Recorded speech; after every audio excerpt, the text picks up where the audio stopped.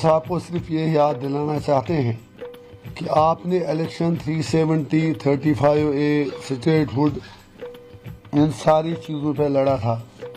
इससे साफ जाहिर है कि उमर अब्दुल्ला साहब बीजेपी के हाथों में ही खेल रहे हैं। समझ में नहीं आता उनको कोई कैसे बताए।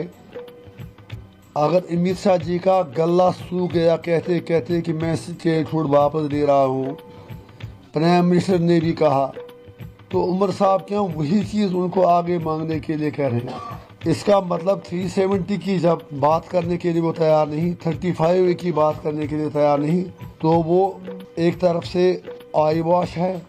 कुछ लग रहा है कि कोई खिचड़ी पक रही है या पक्की हुई है पहले से ही एनसी और बीजेपी के बीच।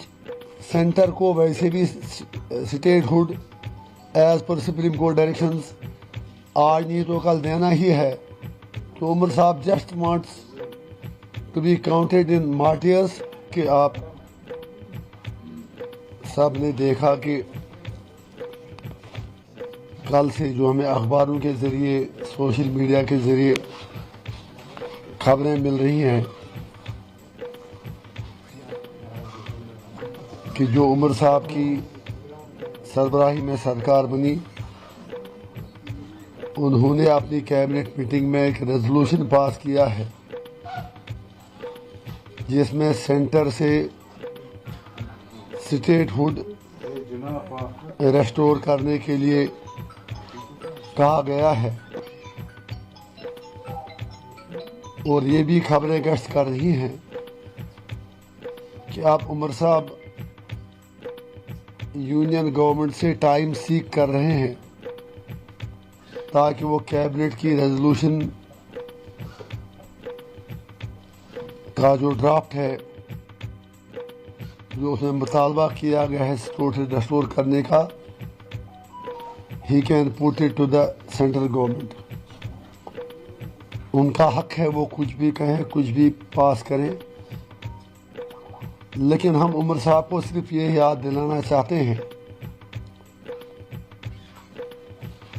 कि आपने इलेक्शन 370, 35A, स्टेटहुड, इन सारी चीज़ों पर लड़ा था। तो आज जो ये खबरें आ रही हैं कि सिर्फ स्टेटहुड को लेकर आपने रेजोल्यूशन पास कैबिनेट में किया है, तो it is very painful. It means departure from the principal stand of his party. इससे साफ जाहिर है कि उमर अब्दुल्ला साहब बीजेपी के हाथों में ही खेल रहे हैं। समझ में नहीं आता उनको कोई कैसे बताए। अगर अमित शाह जी का गला सूख गया कहते कहते कि मैं स्टेटहुड वापस दे रहा हूँ, प्राइम मिनिस्टर ने भी कहा, तो उमर साहब क्यों वही चीज़ उनको आगे मांगने के लिए कह रहे हैं। अच्छी बात है वो कहें, हमें कोई ऑब्जेक्शन नहीं है, बिल्कुल हम उनके साथ हैं, लेकिन वो आधी चीज़ ही क्यों कह रहे हैं, सिर्फ वही क्यों कह रहे हैं जो बीजेपी देने को तैयार है। इसका मतलब 370 की जब बात करने के लिए वो तैयार नहीं, 35A की बात करने के लिए तैयार नहीं, तो वो एक तरफ से आई वॉश है। जिस एजेंडे पे उन्होंने इलेक्शन लड़ा उससे डिबेट हो रहे हैं। और दूसरा,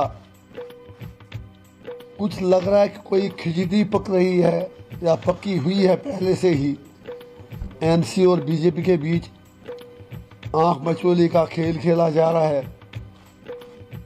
सेंटर को वैसे भी statehood as per Supreme Court directions आज नहीं तो कल देना ही है।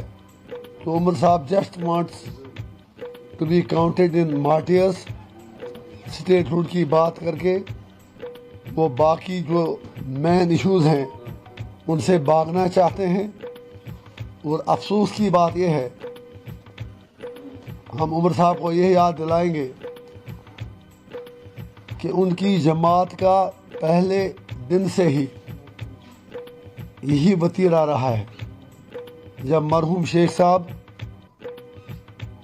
महाराजा से इलाक़ के बाद पहले एडमिनिस्ट्रेटर बने, उसके बाद वज़ीर आज़म बने।